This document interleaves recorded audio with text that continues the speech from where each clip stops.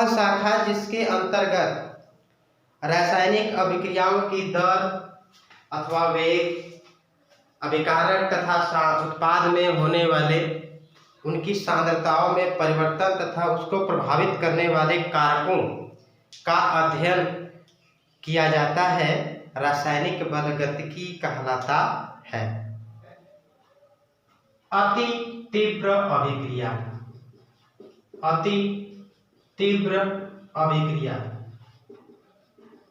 यानी very fast reaction, very fast reaction वह अभिक्रिया जो सेकेंडों में संपन्न हो जाती है, वह रासायनिक अभिक्रिया जो सेकेंडों में समाप्त हो जाती है, उन्हें क्या कहते हैं? अति तीव्र अभिक्रिया।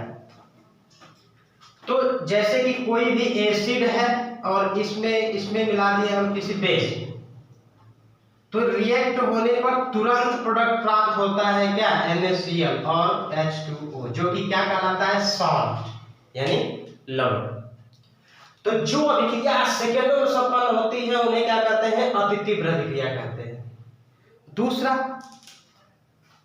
मंद अभिक्रिया, मंद अभिक्रिया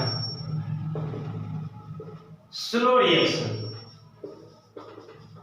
मतलब वह रासायनिक अभिक्रिया जिसको संपन्न होने के लिए मिनट या घंटों लग जाते हैं, उस रासायनिक अभिक्रिया को हम मंद अभिक्रिया कहते हैं।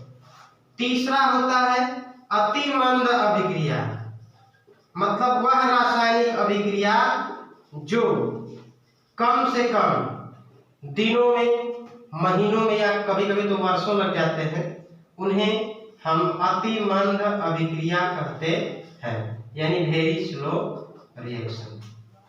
ठीक है, अगला टॉपिक है रेट ऑफ रिएक्शन, यानी अभिक्रिया का वेग या दर। तो अभिक्रिया का वेग या दर क्या होता है? डेफिनेशन होते हैं इसके, एकांक समय या इकाई समय में अभिकारक या उत्पाद की सांद्रता में हुए परिवर्तन को उस रासायनिक अभिक्रिया का वेग या दर कहा जाता है। अर्थात अभिकारक या उत्पाद की सांद्रता के परिवर्तन को ही अभिक्रिया का दर कहते हैं। यानी फार्मूला क्रिएट होता है, अभिक्रिया की दर बराबर, यानी रेट ऑफ रिएक्शन, अभिक्रिया की दर, अभिक्रिया की दर बराबर अभिकारक या उत्पाद, अभिकारक को हम कहते हैं रिएक्टेंट और उत्पाद को कहते हैं प्रोडक्ट। अभिकारक या उत्पाद की सांद्रता में हुए परिवर्तन को, कब सांद्रता में हुए परिवर्तन, कब परिवर्तन हुआ होगा? इकाई समय में। तो इकाई समय में उस रासायनिक अभिक्रिया के अभिकारक या उत्पाद की सांद्रता में जो भी परिवर्तन होता है, उसी दर को हम क्या कहते हैं? रासायनिक अभिक्रिया की दर। तो किसी भी रिएक्शन के लिए हम रासायनिक अभिक्रिया की दर को दिखाते हैं या तो स्मॉल आर या तो कैपिटल आर, जिसमें हम दिखाते हैं कि यदि अभिकारक की सांद्रता या उत्पाद की जो सांद्रता थी वो तुच्छ परिवर्तन dx हुआ है और इकाई समय का तुच्छ परिवर्तन dt है, तो उसका रेट ऑफ रिएक्शन क्या कहलाता है? dx अपॉन dt, जहां d जो क्या है? तुच्छ परिवर्तन है, x क्या है? अभिकारक या उत्पाद की सांद्रता में हुआ परिवर्तन और ये इकाई समय में हुआ परिवर्तन है, यानी समय में हुआ रिएक्शन, यानी रासायनिक अभिक्रिया की कोटि। तो कैसे इसको दिखाते हैं? देखिए, let be any chemical reaction, माना कोई रासायनिक अभिक्रिया है, तो मान लीजिए कौन सी रासायनिक अभिक्रिया है? AA plus BB reversible gives CC plus BD।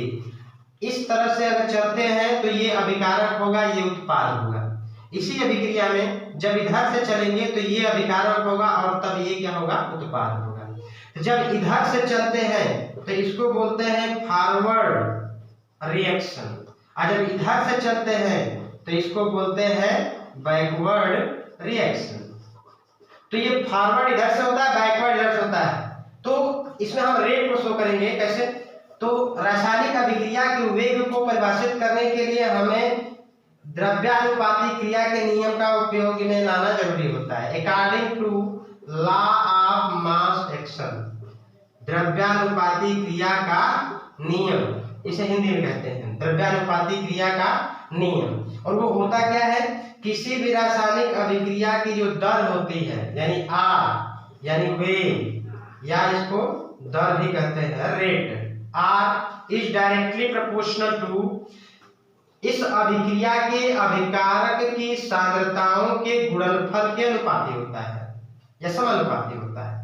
तो अभिकारक इसमें दो है, कंसंट्रेशन ए की पावर ए, कंसंट्रेशन बी की पावर बी। ये जो रूल होता है कहलाता है लॉ ऑफ मास एक्शन। तो इसमें डिफिनीशन बतानी है ऑर्डर ऑफ रिएक्शन यानी अभिक्रिया की कोटि। तो कोटि जो होती है उसकी परिभाषा होती है कि किसी भी रासायनिक अभिक्रिया में उसके अभिकारकों की सांद्रताओं की घातों के योगफल को उस अभिक्रिया की कोटि कहते हैं। फिर से, किसी भी रासायनिक अभिक्रिया की कोटि उस अभिक्रिया के अभिकारकों की सांद्रताओं की घातों के योगफल को कोटि कहा जाता है। अब इसमें रासायनिक अभिक्रिया की कोटि के अलग अलग टाइप्स का अध्ययन करेंगे, जिसमें पहला आपका है zero order reaction. Let be any chemical reaction, माना कोई रासायनिक अभिक्रिया है, तो इस किसी भी रासायनिक अभिक्रिया, जैसे मान लीजिए कि हमने लिया ए रिवर्सिबल गिब्स और इधर क्या है प्रोडक्ट। अब क्या है उसका से मतलब नहीं, क्योंकि कोटि निकालना है तो अभिकारक और उसकी सांद्रता से ही बस मतलब होता है। तो अभिकारक का जो रेट लिखेंगे इस अभिक्रिया में, तो rate is directly proportional to concentration, कितना होगा ए। अगर यहाँ पर हम ए लिखे हैं तो इसकी घात कितनी होगी ए, तब ये क्या होगा, इसकी घात कुछ न कुछ है। लेकिन जीरो ऑर्डर रिएक्शन जो दिखाना है तो यहाँ पर कुछ नहीं होगा, अर्थात यहाँ पर भी कुछ नहीं होगा। तत्पश्चात डिफिनीशन जो शून्य कोटि की अभिक्रिया की होती है वो है कि शून्य कोटि की अभिक्रिया उस अभिक्रिया को कहते हैं जिसमें उसका वेग अभिकारक की सांद्रताओं पर निर्भर नहीं होता है, अर्थात उसका जो रेट है उसकी अभिकारक की सांद्रता पर निर्भर नहीं होता है, अर्थात उसकी घात शून्य होती है, इसीलिए इस पर निर्भर नहीं होता है। तो R is directly proportional to क्या हो जाएगा 1, क्योंकि किसी भी संख्या की घात 0 है तो उसका वैल्यू कितना होता है 1। या इसको हम लिख सकते हैं dx अपॉन dt, क्योंकि रेट का इक्वल इतना ही होता है dx अपॉन dt, और प्रोपोर्शनल टू को हटाते हैं तो कोई ना कोई कांस्टेंट आता है जिसे कहते हैं के, यानी जीरो ऑर्डर रिएक्शन के लिए क्या होगा dx upon dt is equal to k. Examples of zero order reaction यानी शून्य कोटि की अभिक्रिया के मैं कुछ एग्जांपल्स नीचे लिख रहा हूं।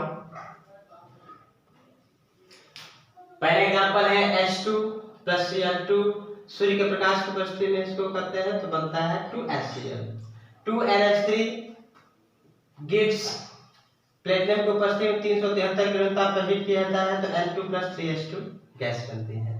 2HI गिव्स, कैटलिस्ट है AU और हीट, डेल्टा का मतलब हीट करना है H2 प्लस I2।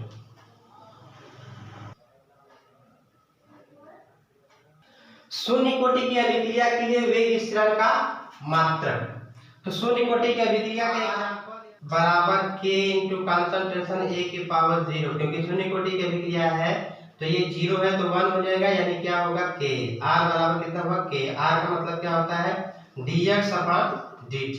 तो k का मात्रक पूछा गया है तो k का मात्रक बराबर dx अपॉन जो dt है ये है क्या, अभिकारक या उत्पाद की सांद्रता है तो सांद्रता लिखेंगे यहाँ पर, यानी सांद्रता अपॉन t क्या है समय, मात्रक निकालना है तो सांद्रता का मात्रक होता है मोल पर लीटर अपॉन टाइम, टाइम के मात्रक क्या होता है सेकेंड। इसको हम लिख सकते हैं मोल लीटर इनवर्स और सेकेंड में ऊपर जाएगा तो सेकेंड इनवर्स। तो शून्य कोटि की अभिक्रिया का वेग स्थिरांक का मात्रक क्या होगा मोल पर लीटर पर सेकेंड। अगला टॉपिक है समाकलित वेग समीकरण यानी integrated rate equation for zero order reaction. किसके लिए? जीरो ऑर्डर रिएक्शन के लिए, यानी शून्य कोटि की अभिक्रिया के लिए उसके वेग स्थिरांक का व्यंजक लिखना है। शून्य कोटि की अभिक्रिया के लिए वेग स्थिरांक का व्यंजक। तो इसके लिए देखिए, सबसे पहले मान लेंगे कि माना कोई रासायनिक अभिक्रिया है, let be any chemical reaction. माना कोई रासायनिक अभिक्रिया है तो जीरो ऑर्डर रिएक्शन के लिए अभिक्रिया क्या होगी? A gives product. तो इसके लिए रेट इज इक्वल टू क्या होता है? के इंटू कॉन्सेंट्रेशन ए की पावर 0 यानी R is equal to K. R is equal to होता है dx upon dt is equal to K. इसको बाई क्रॉस मल्टीप्लाई कर देंगे तो ऑब्टेन होगा dx is equal to K into dt। अब इस इक्वेशन को हम मान लीजिए इक्वेशन नंबर फर्स्ट।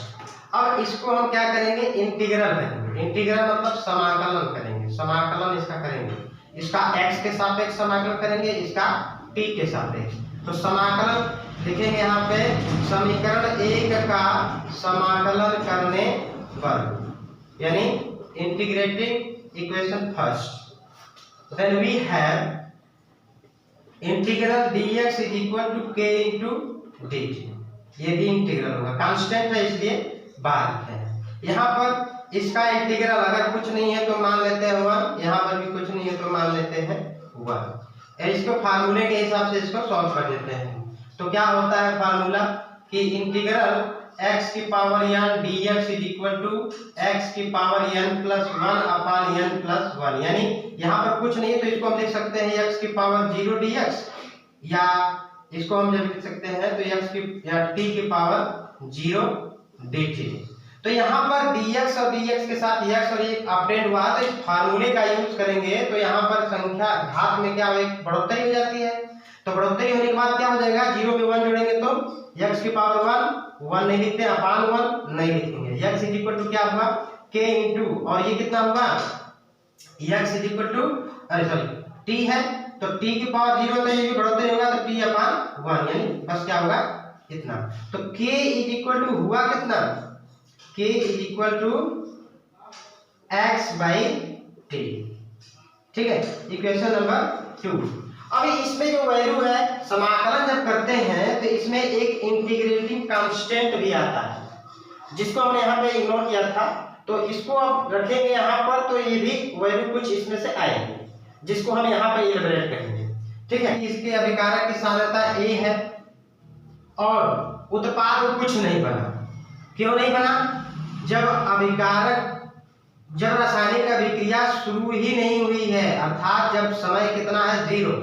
अभिक्रिया जब शुरू ही नहीं हुई है तो उत्पाद कुछ बनेगा नहीं। लेकिन अगर कहें कि t सेकेंड के बाद तो कुछ न कुछ उत्पाद तो जरूर बनेगा। मान लीजिए x, तो अभिकारक की सांद्रता बची कितना? a minus x। तो इसको वहां पे क्या करेंगे? हम रख देंगे। ठीक है, तो जो हमें इक्वेशन प्राप्त हुआ है k is equal to x by T, इससे ऊपर बताया गया था कि x is equal to K T plus I. इसमें t के जगह और x के जगह ये वैल्यू रख देंगे। जब अभिक्रिया का समय 0 था तो उसका उत्पाद भी कितना था? 0 था। जब यहाँ रख देंगे तो ये भी 0 हो जाएगा, k इंटू 0 प्लस आई, यानी i का वैल्यू भी कितना हो जाएगा? 0। जब इसको वहां रख देंगे तो क्या मिलेगा? इक्वेशन रखेंगे सेकेंड में, तो इक्वेशन सेकेंड से यानी दूसरे समीकरण से कितना हो जाएगा? x is equal to K T अब प्लस 0, यानी कितना होगा value? k is equal to x by T. तो ये आपको प्रूव करके दिखा दिए कि जब समय 0 हो या समय इतना हो तब भी कितना होगा? शून्य कोटि की अभिक्रिया का वेग स्थिरांक का व्यंजक कितना होगा? k is equal to x by T. कोटि की अभिक्रिया की अर्ध आयु निकालना है तो हम मान लेंगे कि let be any chemical reaction, यानी माना कोई रासायनिक अभिक्रिया है, ए गिव्स प्रोडक्ट। इसके लिए हम अभी निकाले हैं कि वेग स्थिरांक का व्यंजक k बराबर x बाई टी। तो इसमें अर्ध आयु निकालना है तो करेंगे क्या कि जो सांद्रता x थी उसको हम आधा कर देंगे, यानी जो सांद्रता इसके पहले a थी वो आधा कर देंगे a/2, और जो समय था उसकी अर्ध निकालनी है, तो समय जो पूरा था उसको हम आधा कर देंगे, तो t हाफ कर देंगे। तो इस समीकरण में ये दोनों वैल्यू जब यहाँ पर रखेंगे, रखने पर तो k = हो जाएगा a/2 और अपान ये t की वैल्यू हो गई t हाफ। इसको हम सॉल्व करेंगे तो लिख सकते हैं कि k = a/2 t हाफ, या लिख सकते हैं t हाफ = a/2 k। तो अर्ध आयु निकल गई। इस अर्ध आयु को अगर हम सांद्रता से डायरेक्ट कंपेयर करेंगे तो इसको हम लिख सकते हैं, डायरेक्ट कंपेयर करके लिखेंगे तो t हाफ = लिखेंगे a/k है। अब ये 1/k को हम अलग कर सकते हैं, a × 1/k, तो 1/ क्या है, k कांस्टेंट है, तो कांस्टेंट को इसके साथ शामिल करके हम प्रोपोर्शनल टू लिख सकते हैं, तो लिख सकेंगे t half is directly proportional to a, यानी शून्य कोटि की अभिक्रिया का अर्ध आयु उसी रासायनिक अभिक्रिया के अभिकारक की सांद्रता के समानुपाती होता